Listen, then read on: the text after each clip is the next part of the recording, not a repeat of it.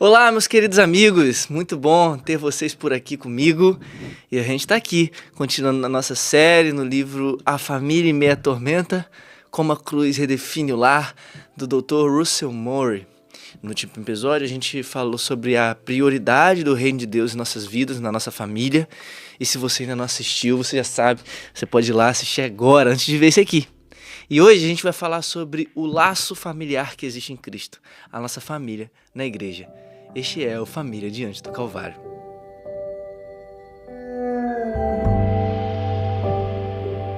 Deixa eu te perguntar, você sente que pertence à sua comunidade cristã, à sua igreja? Porque às vezes é fácil esquecer algo importante. Quando a igreja perde o senso de família, as consequências podem ser muito sérias. Os cristãos solteiros muitas vezes se sentem incompletos, o que parece errado, já que Jesus também era solteiro, por causa disso. Além disso, as igrejas muitas vezes refletem a solidão do mundo ao redor.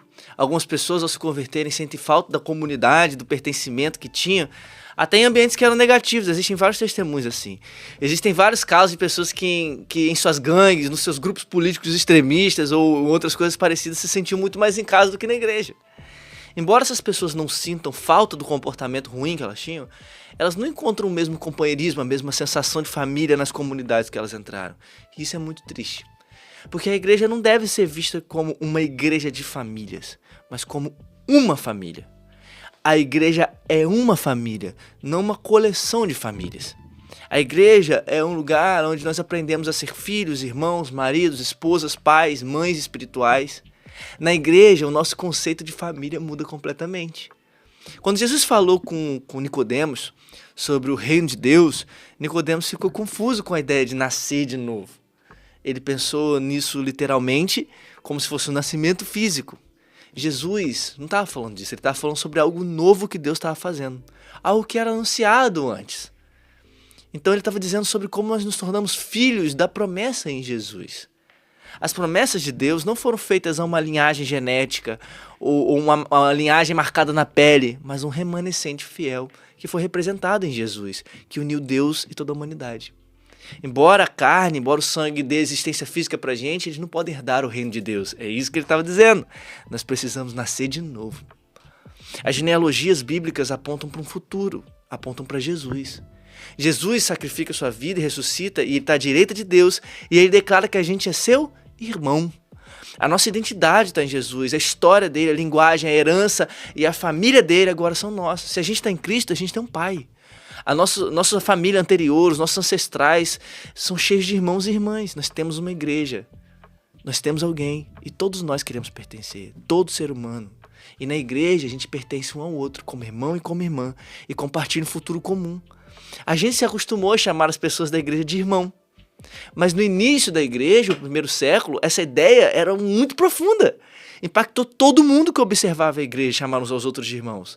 Os primeiros cristãos entendiam que isso significava compartilhar uma história e uma herança comuns. Eles sabiam que irmãos e irmãs tinham responsabilidades uns com os outros.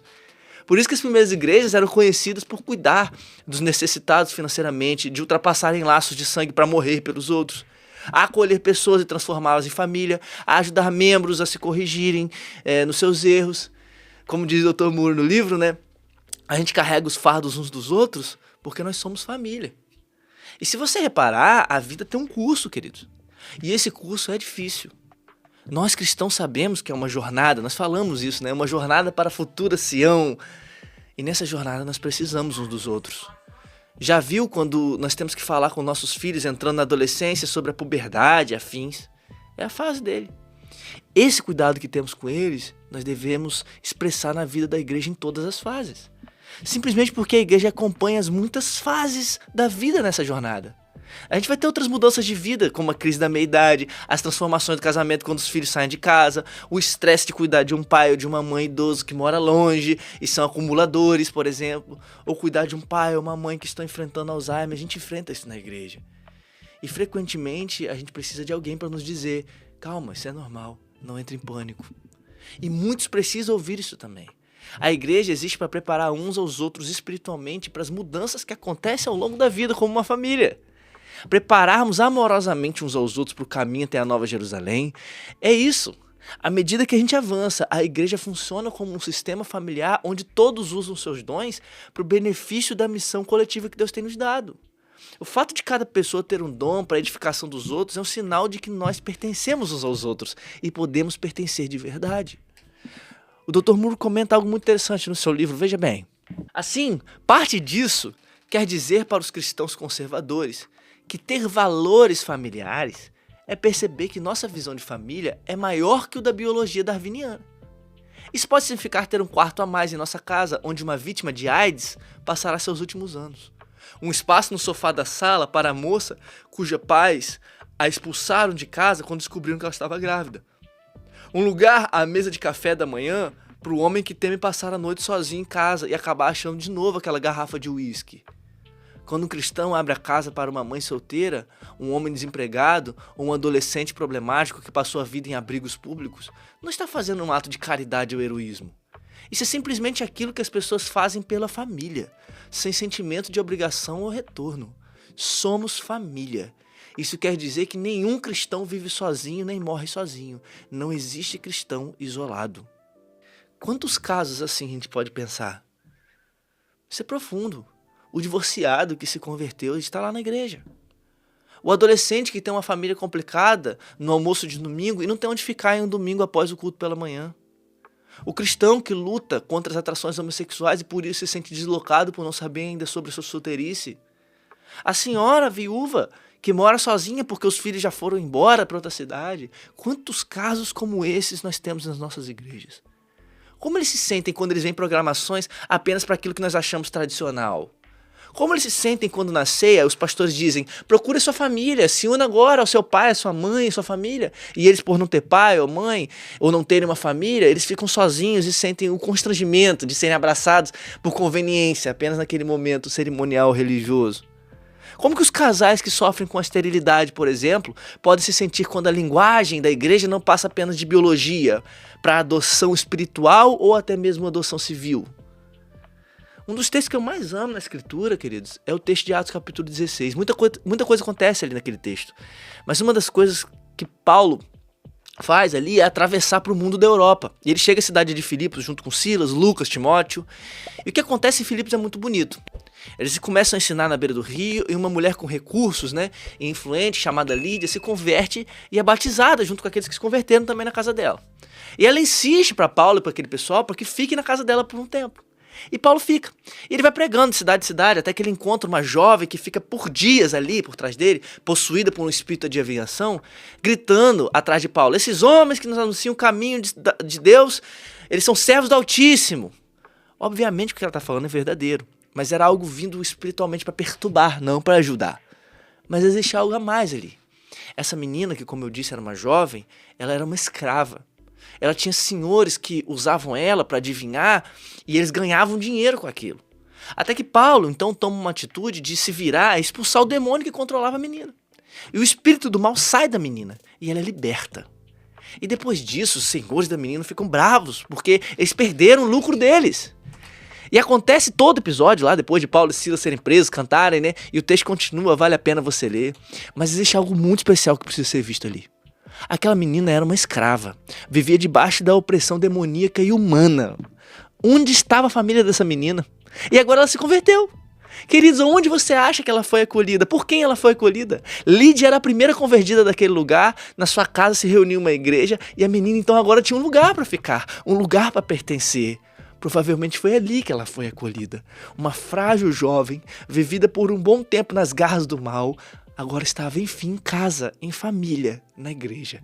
Ela encontrou gente que não vai escravizar ela. Ela encontrou pais, mães e irmãos na comunidade.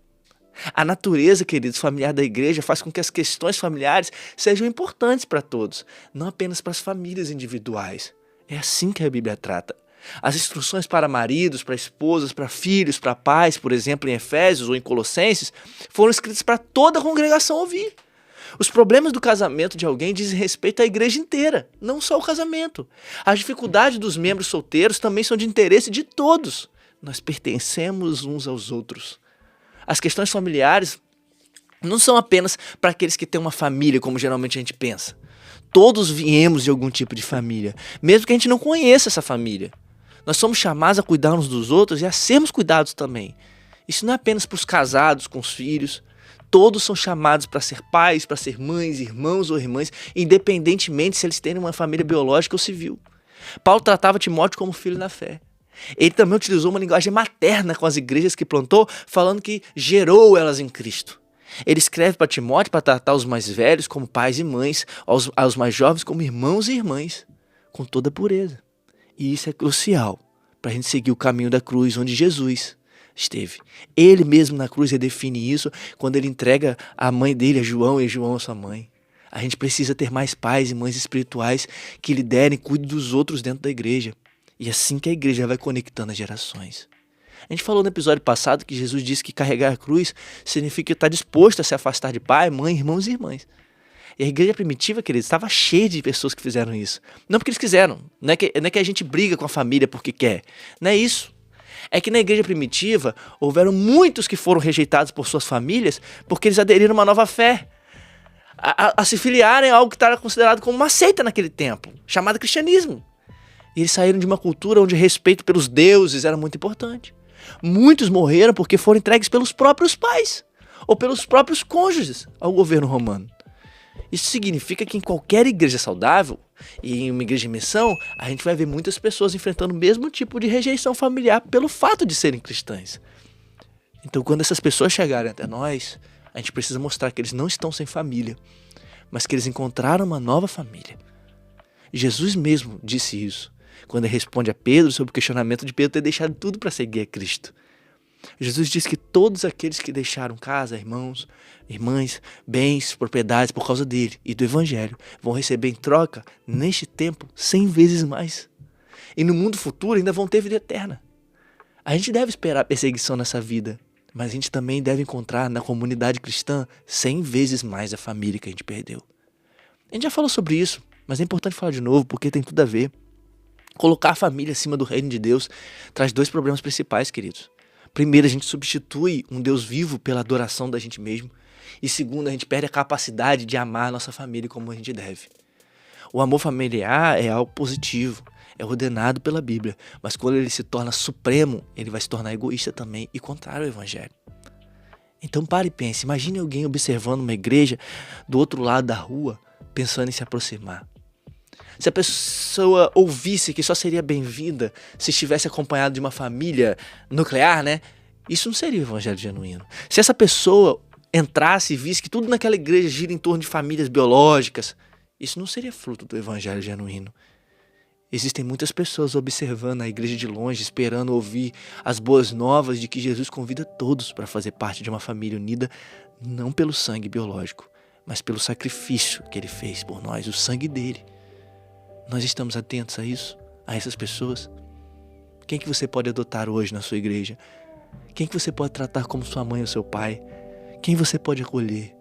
Force teu coração para pensar sobre essas coisas. Nós precisamos do Espírito para isso, então peça ajuda dele. A gente vai ficando por aqui para você pensar sobre isso. Como você sabe, não deixe de dar like, comentar e principalmente compartilhar com alguém que precisa ouvir isso. Se você não é inscrito, se inscreva no canal. Deus abençoe você e a sua família. Até mais.